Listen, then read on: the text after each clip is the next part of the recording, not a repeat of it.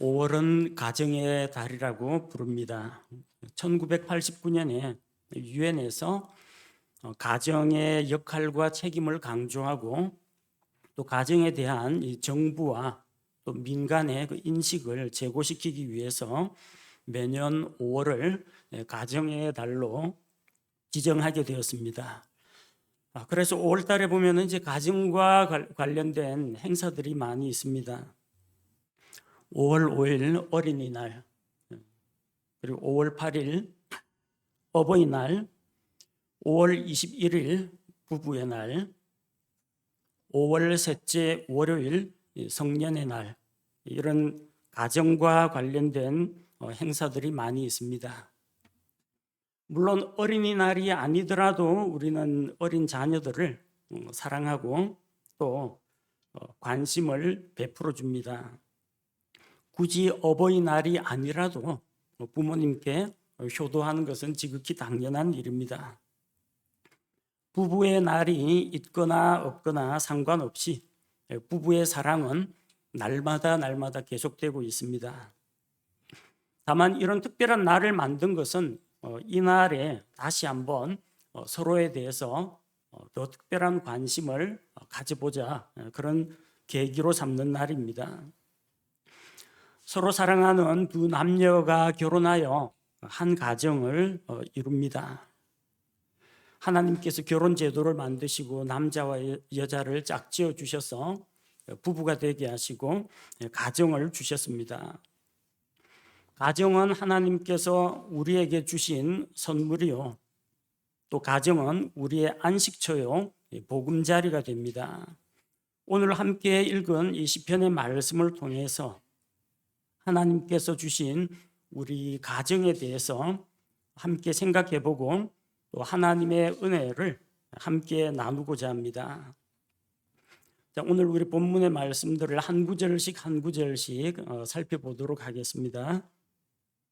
자, 먼저 1절에 주께서 집을 세우지 아니하시면 그것을 세우는 자들의 수고가 헛되다고 했습니다. 주께서 우리의 집을 세우신다 말씀하셨습니다. 본문 말씀에서 집이라는 것은 시멘트나 콘크리트나 벽돌로 지은 이 집 구조물을 말하는 것이 아니고요, 가정을 이야기합니다. 가족이 사는 공간, 그 집을 통해서 그 안에 있는 이 인간관계, 가족들을 지칭하고 있는 겁니다. 그래서 우리가 저 집은 잘 사는 집이다 할 때 그 집 아파트나 단독주택이 잘 산다는 게 아니죠. 그 안에 있는 사람들이 잘 산다, 그 가정이 부유하다, 그런 뜻입니다. 마음에 안 드는 일이 있으면 이놈의 집구석 그러잖아요. 집구석이 뭘 잘못했습니까? 그 집구석에 살고 있는 누군가가 말썽을 폈다는 이야기예요. 가정의 문제입니다. 집의 문제가 아닙니다. 집안 꼴이 이게 뭐냐 할 때 이거는 청소 상태가 불량하다, 그런 의미도 있을 수가 있겠지만 뭔가 가정의 질서와 권위가 안 세워지고 가정이 원활하게 굴러가지 않는다는 이야기입니다. 보통 이제 집이라고 이야기하는데 그 함축된 내포된 의미는 가정이라고 생각하시면 됩니다. 자, 하나님께서 우리의 집을 세우신다라고 할 때 하나님이 무슨 건축가가 되어가지고 벽돌과 나무로 집을 차곡차곡 지어 올린다, 그런 의미는 아닙니다. 그거는 사람들이 집을 짓는 것이고요, 하나님은 집이 아니라 가정에 관심을 갖고 계십니다. 하나님은 사람들이 초가집에 사는지 기와집에 사는지 별 관심이 없습니다. 하나님은 여러분이 아파트에 사는지 단독주택에 사는지 자가에 사는지 전세 월세에 사는지 전혀 개의치 않으십니다. 하나님께서 보시는 것은 집이 아니라 하나님께서 그 집 안에 살고 있는 사람들이 어떤 사람인지를 보십니다. 하나님께서 아담과 이브를 만드시고 둘을 짝지어 주심으로 결혼시키고 결혼과 가정 제도를 만드셨습니다. 아담과 이브가 죄를 지어서 에덴 동산에서 쫓겨났습니다. 그들이 가지고 있던 많은 특권들을 잃어버렸습니다. 하나님과 늘 가까이 하면서 날마다 교제하던 삶을 잃어버렸습니다.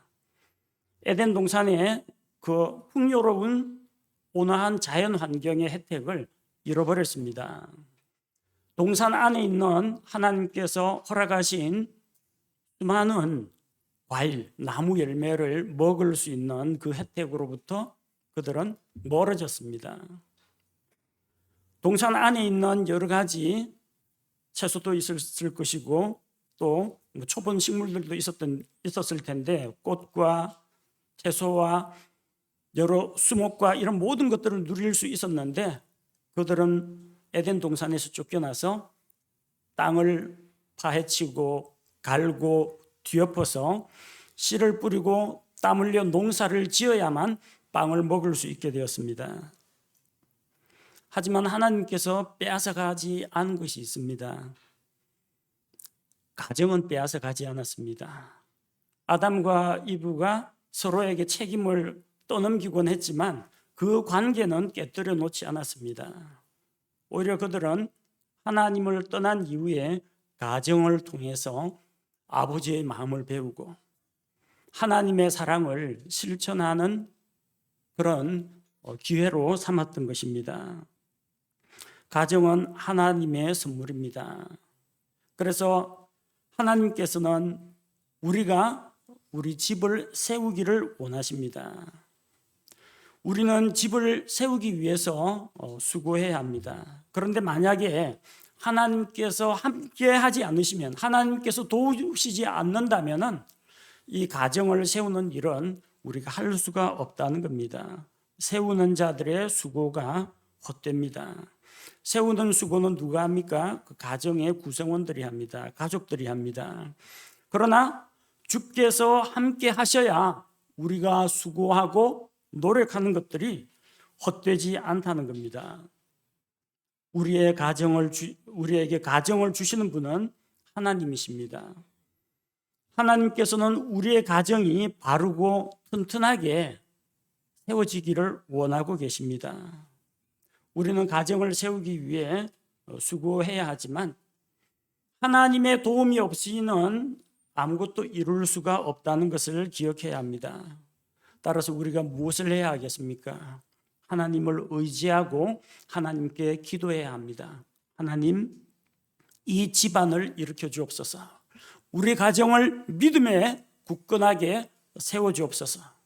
우리 가정을 통해서 하나님 주변 이웃들에게 또 이 땅에서 주님의 영광을 위하여 큰 일을 이룰 수 있도록 사용하여 주옵소서. 그렇게 하나님을 의지해야 합니다. 둘째로는 2절 말씀에 나오는 것처럼 사람이 자기 집을 세우려면 일을 해야 한다는 겁니다. 2절에 너희가 일찍 일어나고 늦도록 앉아 있으며 고통의 빵을 먹음이 헛되도다. 이처럼 그분께서 자신이 사랑하는 자에게 잠을 주시는도다. 집을 세우시는 분은 하나님이십니다.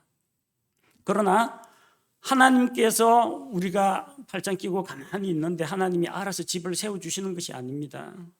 1절에서 살펴본 것처럼 세우는 자들의 수고가 있는데 그 수고가 헛되지 않게 하시는 분이 하나님이십니다. 즉 집안을 세우려면 남편은 남편대로, 아내는 아내대로 자기의 역할을 감당하면서 수고하면서 일을 해야 한다는 겁니다. 특히 가정을 경제적으로 부양하려면 노동을 해야 합니다. 자기 가족을 부양하는 것은 남편의 책무입니다.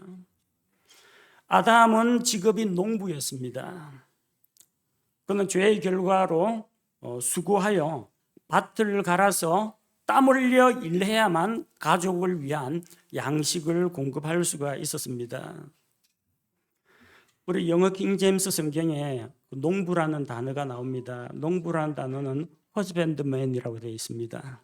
그 뒤쪽에 있는 man을 떼면요, husband, 남편입니다. 남편이 농부라는 이야기예요. 무슨 말이냐면 남편은 들에 나가서 밭에 나가서 땀 흘려 일해가지고 양식을 얻어오고 돈을 벌어오는 일을 하는 것이 허즈밴드고, 그 허즈밴드맨이 농부라는 이야기예요.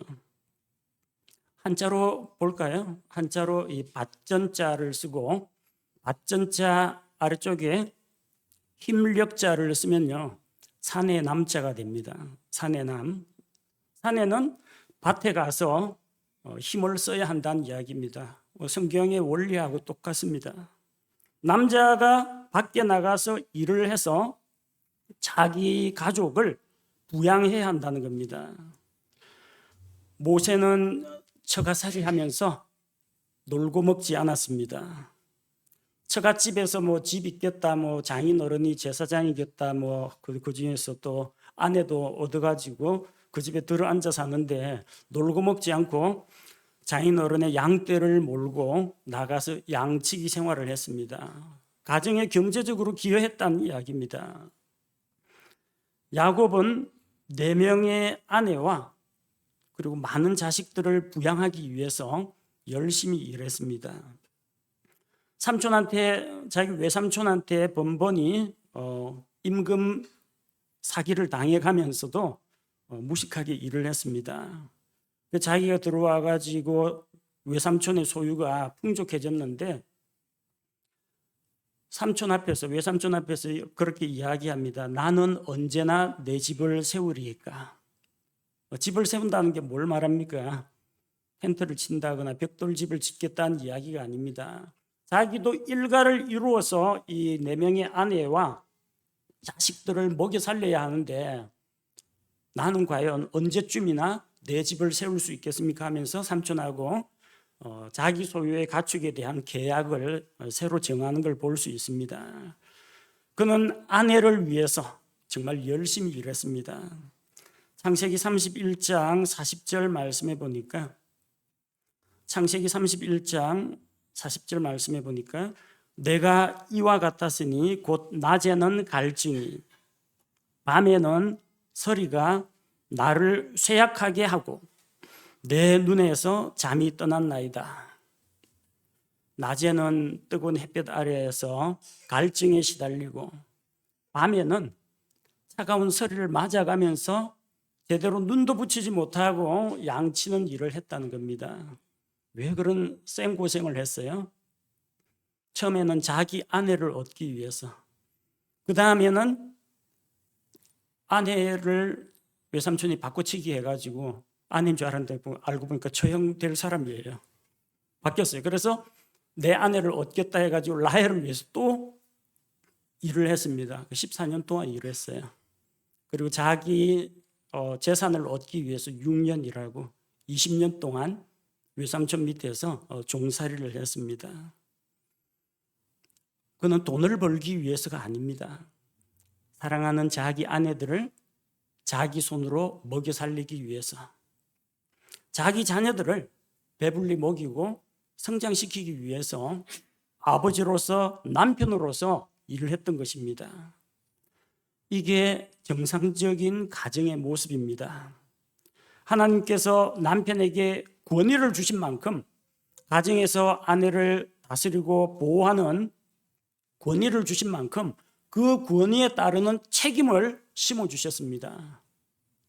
그래서 야곱이 아내를 위해서, 자식들을 위해서 일을 한 것처럼 남편은 힘써 수고하여 자기 일을 해야 합니다.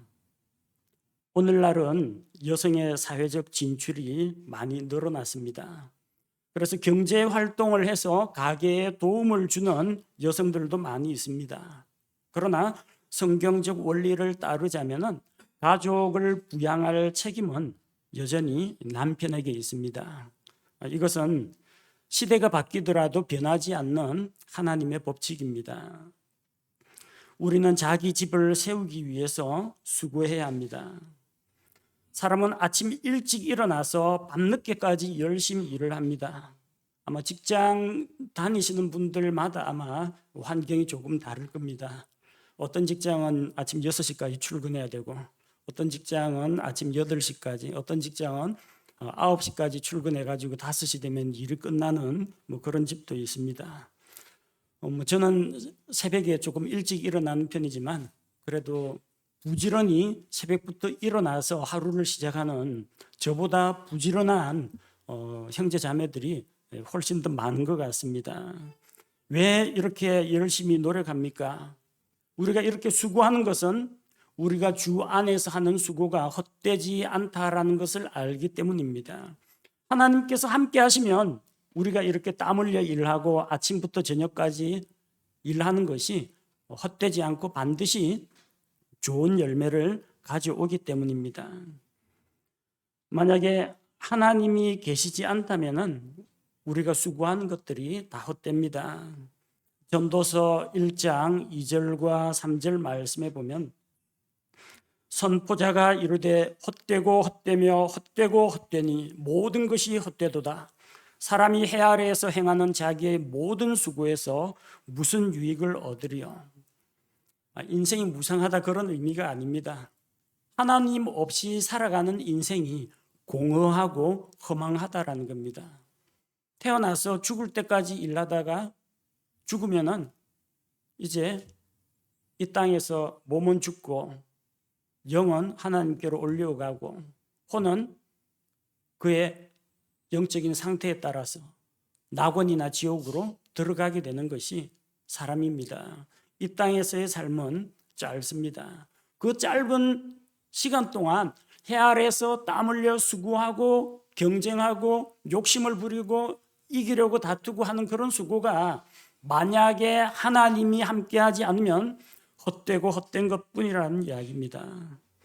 그래서 전도서는 하나님 없이 사는 인생의 허무함과 하나님께서 주시는 삶의 만족을 노래하고 있습니다.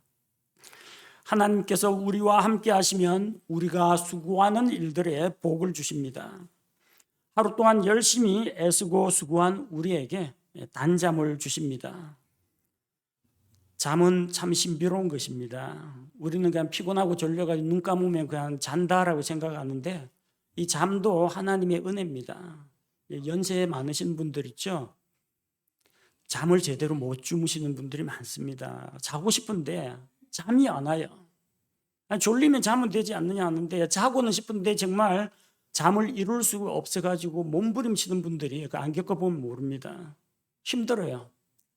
몸은 피곤한데 정신은 말짱하고 잠은 오지 않고 진짜 괴롭습니다. 근데 하나님께서 우리에게 잠을 주신다고 했어요. 잠 안 올 때는 어떻게 하라고요? 잠을 주시는 하나님께 구하시기 바랍니다. 잠을 통해서 하룻밤 자고 나면은 피곤한 몸이 다시 원상으로 회복이 됩니다. 자기 전에 여러 가지 고민과 걱정과 스트레스가 있던 것이 밤에 하루 동안에 뭐 일어났던 일, 과거의 기억들, 머릿속에 여러 가지 생각들이 꿈속에서 막 이렇게 휘몰아치다가 아침에 깨고 나면요 정신이 말짱합니다. 꿈속에서는 막 괴로워하죠. 신음하기도 하고 막 저항하기도 하고 싸우기도 하고 분노하기도 하고 울기도 하고 그러는데 시간이 꽤 많이 흐른 것 같아요. 꿈속에서. 아침에 깨어보면은 딱 자명종 소리 울릴 즈음에 순간적으로 깼는데 그 짧은 1초도 안 되는 사이에 꿈이 엄청난 시간을 사용한 것 같은 그런 꿈을 꾸고 납니다.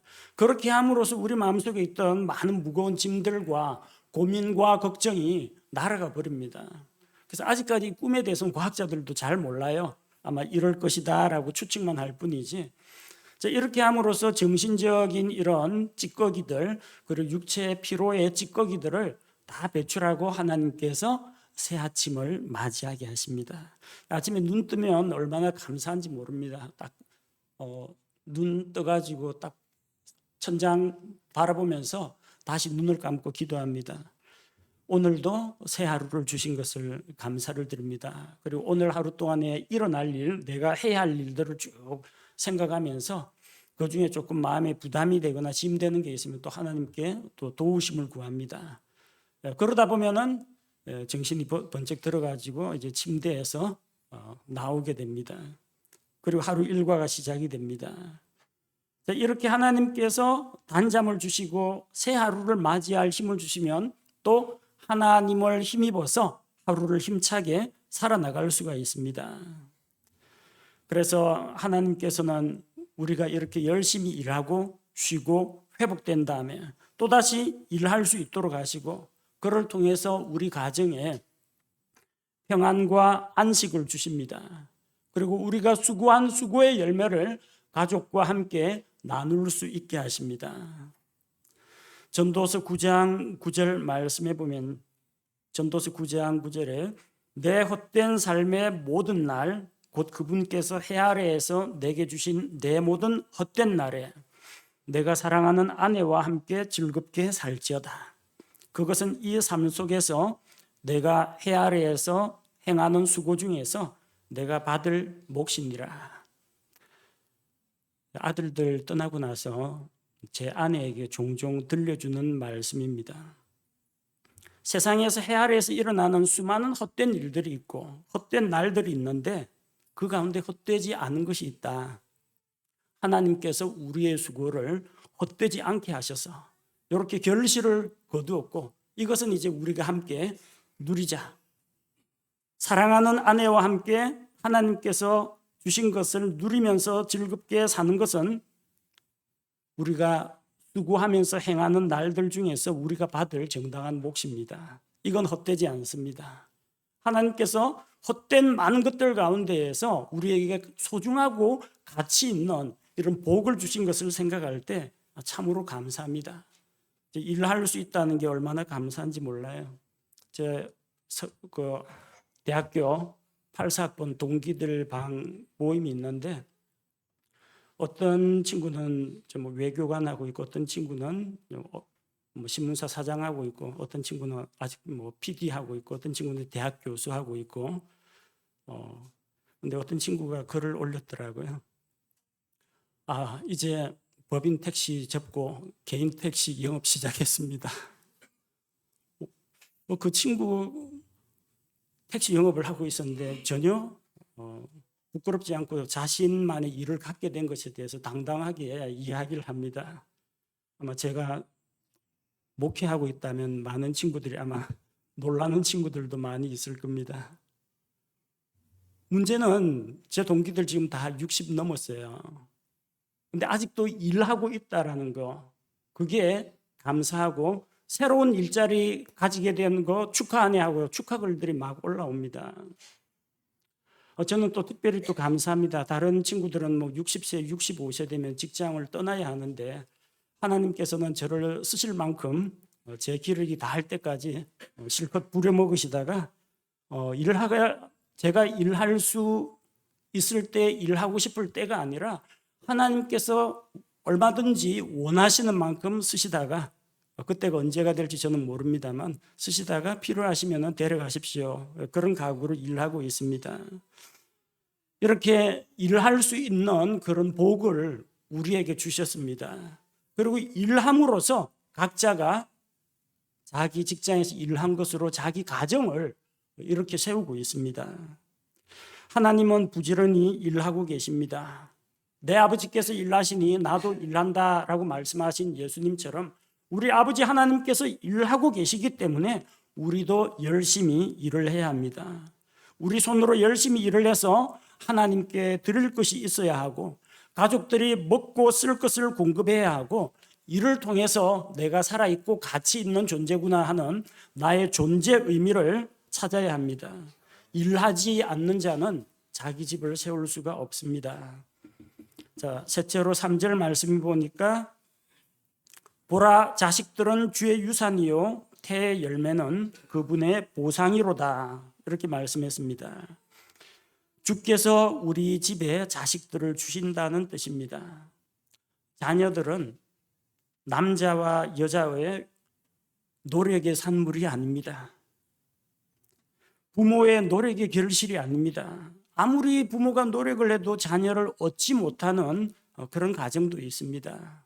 성경에 보면은 늦도록 아이를 갖지 못한 아브라함의 가정 이야기도 나오고, 그리고 사무엘의 아버지 엘가나와 한나의 이야기도 나옵니다. 하나님께서는 생명의 주인이십니다. 하나님께서는 생명을 주십니다. 각 가정에 새 생명이 태어났다면은 그것은 어떤 생물학적인 결합에 의해 가지고 우연에 의해 가지고 수많은 확률을 뚫고 태어난 생명이 아니라 생명을 주시는 하나님께서 그 가정에 자녀를 주셨다는 것입니다. 창세기 18장 14절 말씀에 보면은 늙도록 아이가 없던 아브라함과 사라의 가정에 하나님께서 찾아오셨습니다. 창세기 18장 14절에 주에게 너무 어려운 일이 있느냐? 생명의 때를 따라 내가 정한 때에 내게 돌아오리니 사라에게 한 아들이 있으리라 하시니라. 생명의 때를 주장하시는 분은 하나님이십니다. 내가 내게로 돌아오겠다. 주어가 하나님이십니다. 하나님께서 오셔서 하나님께서 그 가정에 생명을 주신다는 이야기입니다. 우리 가정에 자녀가 있다면 그것은 하나님께서 주신 하나님의 선물입니다. 라헬은 야곱하고 부부 사이가 아주 좋았습니다. 야곱은 레아보다는 라헬을 더 좋아했습니다. 근데 라헬에게서는 아이가 생기지 않았습니다. 라헬이 야곱을 윽박질렀습니다. 나에게도 아이를 달라. 안 그러면 내가 죽겠다 하라고 협박을 하는데도 내가 하나님도 아닌데 어떻게 아이를 줄 수 있느냐? 할 수 없다고 이야기했습니다. 하나님께서 어떤 가정에는 많은 자녀를 주시고 어떤 가정에는 자녀를 주지 않으시기도 합니다. 각 가정의 필요를 따라서 주십니다. 자녀가 없다고 낙심할 필요가 없습니다. 그것은 내 잘못이 아니고 하나님께서 주시지 않기 때문에 얻을 수가 없는 것입니다. 조선시대에는 자식을 낳지 못하면 질거지약 중에 한 가지로 여겼습니다. 그래서 아이를 못 낳으면, 특히 아들을 못 낳으면 며느리를 핍박했습니다. 하지만 그것은 남편의 잘못도 아니고 아내의 잘못도 아닙니다. 하나님께서 생명을 주시면은 얻는 것이고 주시지 않으면 우리가 아무리 노력해도 가질 수가 없습니다. 자식은 가정의 필수 요소가 아닙니다. 하나님께서 아담과 이브를 짝지어 주시고 그러므로 남자가 자기 부모를 떠나 자기 아내와 연합하여 둘이 한 몸을 이룰지니라. 마침표 땡. 그 자녀 이야기는 없어요. 남편과 아내 그것으로 충분히 가정이 이루어집니다. 그럼 자녀는 뭡니까? 그건 선물입니다. 하나님께서 주신 선물입니다. 다음 세대를 이어가라고 주신 하나님의 선물입니다. 우리는 하나님께서 우리 가정에 자녀들을 주셨다면 그 자녀가 하나님의 자녀라는 것을 인정해야 합니다. 하나님께서 나에게 맡기신 내 아들, 내 딸이지만 그들은 하나님의 소유라는 것을 인정해야 합니다. 많은 사람들이 여기에 걸려 넘어집니다. 왜?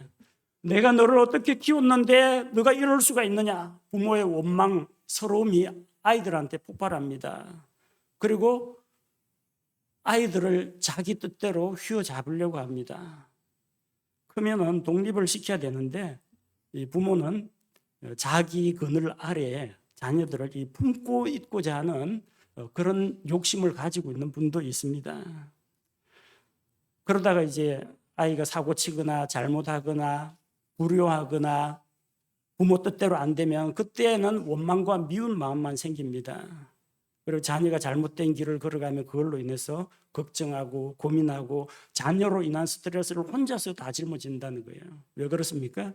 자녀가 내 거라고 생각하기 때문에 그래요. 내 거 아니면요. 내 거 아니면 좀 마음이 편하죠.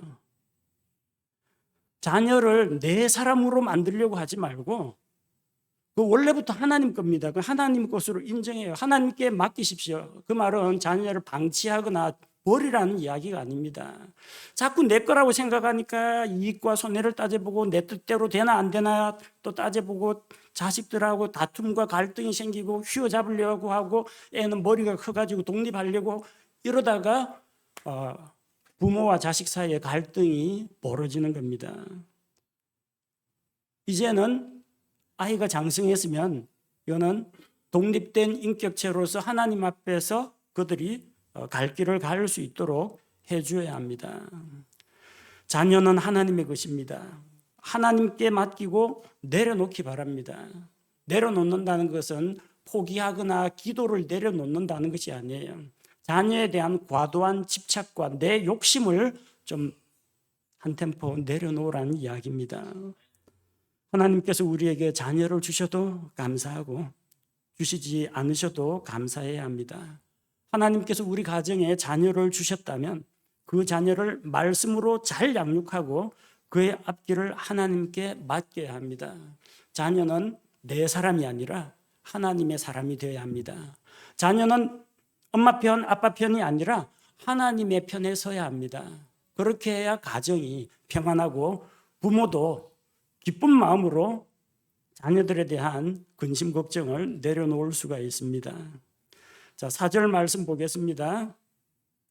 젊은 시절의 자식들은 용사의 손에 있는 화살들 같으니 우리의 자녀들은 용사의 손에 들린 화살과 같다는 것입니다. 용사는 싸움에 대비하여 전통 화살통에 화살을 많이 담아둡니다. 그런데 화살이 있어야 할 곳은 화살통 안이 아닙니다. 화살은 쏘아서 날려보내라고 있는 것입니다. 여러분, 오늘도 아침에 나올 때 휴대폰 배터리 꽉 충전해 오셨죠? 왜 충전해 오셨습니까? 그 안에 전기를 모아두려고 충전해 오셨습니까?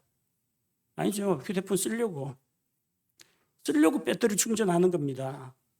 배터리 안에 전기를 모아갖고 저축하려고 하는 게 아니고요. 모아뒀다가 그 배터리 안에 있는 전기를 가지고 휴대폰 작동시키려고 하는 겁니다. 용사가 화살통을 왜 짊어지고 다닙니까? 화살통이 허전하니까 그냥 여기다 꽂아 놓습니까? 아닙니다. 이거는 날려보내려고 모아두는 겁니다. 화살통에 화살을 만들어갖고 차곡차곡 저장해갖고 끙끙대면서 짊어지려고 하는 게 아니고요. 쏘아 보내려고 화살을 가지고 있는 겁니다. 화살은 신호나 소식을 전하기 위해서, 대적을 쓰러뜨리기 위해서 쏘아야 됩니다. 밖으로 쏘아 보내야 합니다. 그게 화살입니다. 마찬가지로 자식들은 이제 품에 안고 있으려고 엄마 치맛자락에 아버지 그늘에 딱 고이 모셔놓으려고 자식을 하나님께서 주신 것이 아니고 날개를 달아서 날려보내려고 하나님께서 주신 것입니다. 그래서 일정 시기가 되면요, 단계별로 차츰차츰 자녀들을 독립시킬 준비를 해야 합니다. 저는 고3 마치고 고등학교 3학년 끝나고 84년 초에 가방 2개 들고 서울로 올라와 가지고 혼자 살아가는 생활을 시작했습니다. 필요한 거는 뭐 현지에서 알아서 조달하고 장학금 받고 그렇게 해가지고 좀 일찍부터 독립을 했습니다. 2 아들 예찬이와 예성이도 좀 화살을 좀 일찍 쏘아 보냈습니다. 그래서 어쨌든 저는 이 활 시위를 당겨가지고 애들한테 추진력을 실어주는 그 일만 하고 손 놓으니까 그냥 알아서 날아가요. 방향을 인도하시는 분은 하나님이시고 또 떨어진 곳에서 자기들이 무슨 일을 하고 어떻게 하나님께 영광 돌릴지는 그 개인의 몫으로 놓아두고 있습니다. 그렇다고 해서 제가 자식들을 저버린 건 아니고요. 아직도 마음속으로는 기도의 끈을 놓지 못하고 있습니다. 계속 붙잡고 기도하고 이 아이들의 장래를 위해서 또 하나님 앞에 어떤 사람으로 쓰임 받을까 기도하고 있습니다. 요즘은 부모들이 자녀를 안 놔주려고 합니다.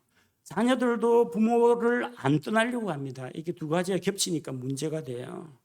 요즘은 헬리콥터 맘이라고 해서 헬리콥터가 머리 위에 두두두 하며 떠 있는 것처럼요. 애 따라다닙니다. 애 저 초등학교 딱 집어넣고 초등학교 앞에 있는 맘카페에 딱 모여가지고 애 나올 때까지 딱 기다립니다. 그 동네 아줌마들하고 수다 떨다가 애 나오면 딱 데려다가 뭐 학원이나 어디 데려다 주고 집으로 데려가고 철저하게 애를 감시합니다. 요즘은 과학기술이 발달해서 이제 헬리콥터 맘 대신에 드론 맘이라는 게 또 새로 생겨가지고 그 대학교에서도 애가 성적 좀 안 좋게 받으면은 성적 이의신청 기간에 공적으로 신청하면 되는데 딱 전화가 걸려요. 저 누구 엄마인데 우리의 성적이 왜 이것밖에 안 나왔냐고 이야기하고, 회사에서도 요새 그런다고 합니다. 우리의 연봉이 이것밖에 왜 안 되느냐고, 본인이 이의신청 안 하고 엄마가 와가지고 그렇게 신청하고 항의를 하고 일을 제기하는 그런 사람들이 많다고 합니다. 미국에서는 잔디깎기 맘이라고 해서 이 잔디깎기 쫙 하면 앞쪽에 잡초를 쫙 치우고 깨끗하게 해주잖아요. 엄마가 사전 정찰을 다 해가지고 자녀 앞에 예상되는 위험 요소들을 다 제거해주고 자녀들은 평탄한 길을 걷도록 해주는 그런 엄마를 잔디깎기 맘이라고 그렇게 부릅니다. 그렇게 열심히 뼈 빠지게 자녀를 위해 다 쏟아부었어요. 그러다가 어느 날 자녀가 시집을 가고 장가를 가면은 마음이 무너집니다. 아쉽습니다. 서럽습니다. 허탈합니다. 내 아들을 빼앗아간 며느리가 괘씸하고 내 딸을 채간 저 도둑놈 같은 사위가 보기가 싫고, 그래가지고 자꾸 이게 갈등이 생기는 겁니다. 뭐 장서 간의 갈등이든지 고부 간의 갈등인지, 왜? 놓지 못하니까. 놓아버려야 하는데 독립시켜야 되는데 독립을 못 시키니까. 그래서 걔들이 뭐 유학을 갔다 어디 군대를 갔다 시집장가를 갔다 하면은 마음 한구석이 허전합니다. 빈둥지 증후군. 새 집은 새 집인데 알도 없고 새끼도 없고 그냥 돌아보니까 자기밖에 없어요. 허탈한 거예요. 그런데 이거보다 더 심각한 문제가 있습니다. 자녀들이 부모를 떠나지 않으려고 하는 겁니다. 그 젊은 청년에게 자네 직업이 뭔가 하니까 전업 자녀입니다. 그래요. 네? 전업 주부는 내가 알겠는데 전업 자녀는 뭐야? 직장 안 다니고 아버지 구두 닦아주고 엄마 설거지 해주고 집안 청소하고 해가 월급 받고 집에서 살고 있습니다. 그 이야기에. 나가려고 하니까 집이 없고 대한민국에 집 구하기 참 힘들잖아요. 그 다음에 뭐 월세 원룸 하려고 하니까 그것도 다달이 몇십만 원씩 비용이 나가고 당장 직장은 못 구했고 안전하게 집에서 숙박비 안 내고 집에서 있으면서 식비 안 내면서 엄마가 해주는 밥을 먹으면서 그 미안하니까 가사 도우미 같은 일들을 해주고 전업 자녀라고 이야기하는 캥거루족이 있습니다. 원래 캥거루는 새끼들이 그 어릴 때 몸에 있는 주머니에 넣어가지고 거기서 보호하면서 키웁니다. 그 안에서 젖도 빨아먹고요. 이 캥거루 이 새끼가 좀 커져가지고 좀 커지면은 빨리 이 주머니에서 나가야 되는데 안 나가려고 하는 겁니다. 자기 혼자서 먹이 구해야 되고 뛰다가 보면은 다칠 것 같기도 하고 맹수를 만나면 위험할 것 같기도 하니까 엄마 배에 탁 달라붙어가지고 엄마만큼 이게 키가 자랐는데 이놈의 새끼가 안 나오려고 그래요. 그럼 어떻게 됩니까? 엄마도 괴롭고 이제는 젖도 안 나와요. 새끼도 괴롭습니다. 그 캥거루족처럼 아버지 그늘 밑에 엄마 치마폭 밑에서 살아남으려고 하지 말고 독립할 수 있는 여건을 마련해 줘야 합니다. 부모는 자녀를 잘 키워가지고 성장시켜서 날려보낼 책임이 있습니다. 부모는 자녀가 죽을 때까지 뒷바라지 할 수 있는 존재가 아닙니다. 자녀보다 먼저 죽어요. 대부분은. 자녀에게 활시위를 당겨서 추진력을 실어주고 바른 길을 갈 수 있도록 겨냥을 좀 잘 내주는 이것까지는 할 수 있는데 날아가는 것은 자녀의 몫입니다. 그리고 그 날아가는 화살의 목표를 지정해 주시는 것은 하나님의 선하신 인도에 맡겨야 한다는 것입니다. 자녀들은 용사의 손에 든 화살과 같습니다. 화살은 갖고 있으라고 전통에 넣어두는 게 아니고 때가 되면 쏘아보내라고 있는 것입니다. 사랑하는 여러분의 자녀들, 언제까지나 곁에 두고만 있을 수는 없습니다. 언젠가는 날려보내야 합니다. 그때가 오기까지 자녀들을 믿음 안에서 잘 양육하고 스스로 일어서고 일가를 이룰 수 있을 정도로 자립심을 키워주고 훈련을 시키시기 바랍니다.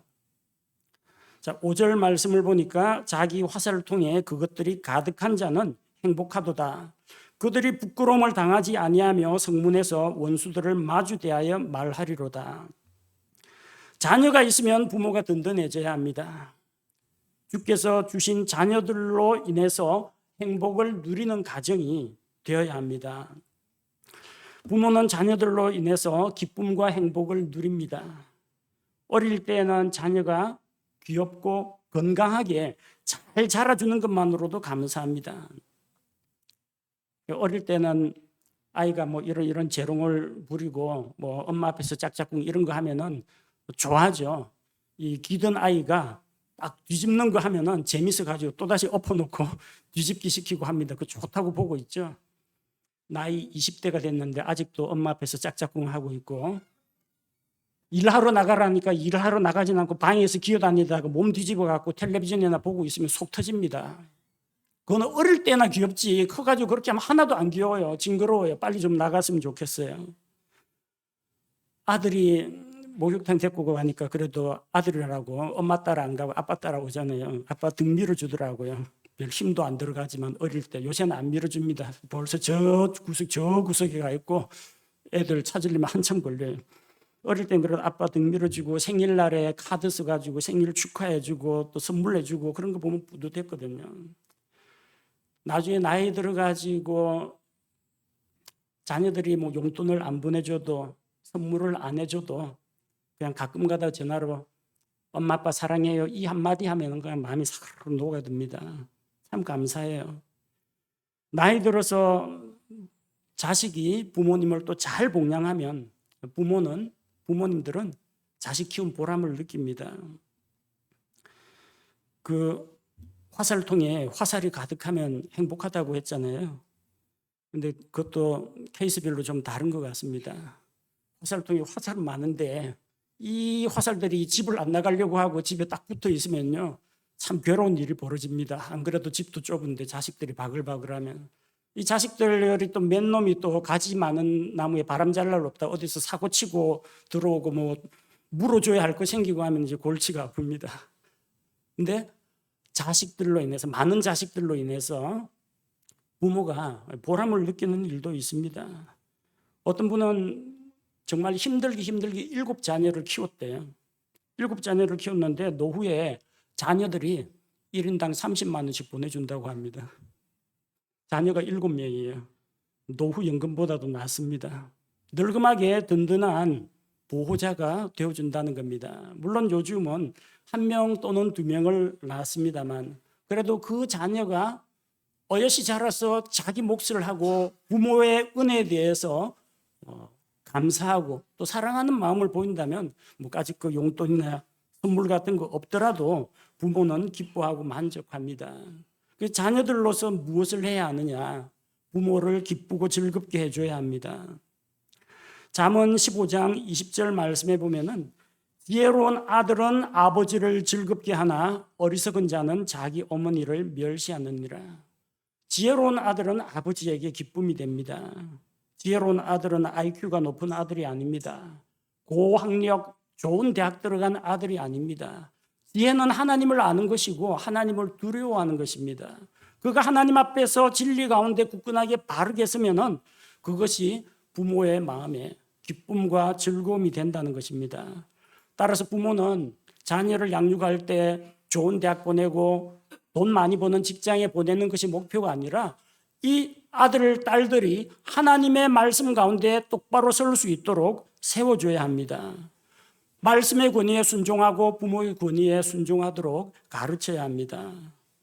그렇게 할 때 그 자녀가 하나님 앞에 바로 서고 선한 열매를 맺는 것이 부모의 보람이요 기쁨인 것입니다. 하나님께서 우리에게 자녀를 주신 것에 대해서 감사해야 합니다. 잘난 자식이든 못난 자식이든 하나님께서 주신 하나님의 선물로 받아들여야 합니다. 특별히 지금 어린 자녀들을 키우고 계시는 분들, 그리고 앞으로 결혼해서 가정을 이루실 분들 꼭 기억하십시오. 나와 나의 배우자가 믿음 가운데 굳건히 서서 그래야만 나뿐만이 아니라 자라나는 이 생명, 이 자녀들을 진리 가운데 바로 세우고 구원으로 인도할 수 있다는 것을 기억해야 합니다. 부모는 자녀에게 밥 해주고 옷 사주고 학교 보내주는 걸로 의무가 끝나는 것이 아닙니다. 하나님을 만나게 해주고 하나님의 말씀 가운데에서 복음으로 구원받도록 인도할 책임이 있습니다. 그래서 온 가족이 하나님을 알고 하나님을 존중하고 두려워하고 하나님을 섬길 때 우리 오늘 부른 찬양처럼 예수님만 섬기는 우리 집, 우리 가정이 될 때 그 가정이 하나님 앞에서 굳건하게 세워지는 것이며 그 가정 안에서 우리가 하나님께서 이 헛된 날 수고하는 모든 것으로 인해서 복을 누리도록 하신다는 것입니다. 우리의 집안을 세우시는 분은 하나님이십니다. 그러나 집을 세우기 위한 수고는 우리 자신이 해야 합니다. 하나님을 믿고 의지하는 가운데 열심히 일하고 수고해서 우리의 가정을 세워야 합니다. 하나님께서 나에게 배우자를 주신 것과 나에게 자녀들을 주신 것으로 인해서 감사드리고 또 우리가 부모님께 감사드리는 것처럼 우리 자녀들이 믿음으로 잘 성장하도록 도와서 또 그들이 하나님과 부모님을 공경하도록 가르쳐야 합니다. 이렇게 우리 성도들의 가정이 믿음 안에서 견고하게 바르게 세워질 때 그런 가정들이 모인 지역교회가 영적으로 성장하고 발전하게 되는 것입니다. 우리 함께 기도하겠습니다. 하나님 아버지, 우리에게 가정을 주시고 또 우리에게 부모님과 또 자녀들을 허락하여 주신 것을 감사를 드립니다. 우리가 열심히 수고하고 노력하고 있지만 하나님 함께 하지 않으면 우리의 수고가 다 헛된 것이 되고 만다는 것을 우리가 기억하게 하옵소서. 땀 흘려 일하고 수고하여함으로 말미암아 우리의 가정을 주님 안에서 굳건하게 세우게 도와주옵소서. 우리 가정에 주신 귀한 생명들, 내 자녀, 내 아들, 내 딸이라 생각하지 말고 하나님의 사람으로 키울 수 있도록 지혜와 분별력을 더하여 주옵소서. 언젠가는 화살처럼 우리 품을 떠나야 할 자식들이 혼자 독립하여 잘 살아갈 수 있도록 자립심을 키워주고 또 아들들, 딸들을 위해서 그들에게 날개를 달아주고 힘차게 날아오를 수 있도록 추진력을 심어주는 부모가 되게 하옵소서. 우리 자녀들의 발걸음을 선하게 인도하사 각자 어느 환경, 어느 곳에 떨어지더라도 그곳에서 하나님을 찾고 또 하나님의 은혜를 누리는 가운데에서 하나님의 사람으로서 자기 몫을 해나갈 수 있도록 도와주옵소서.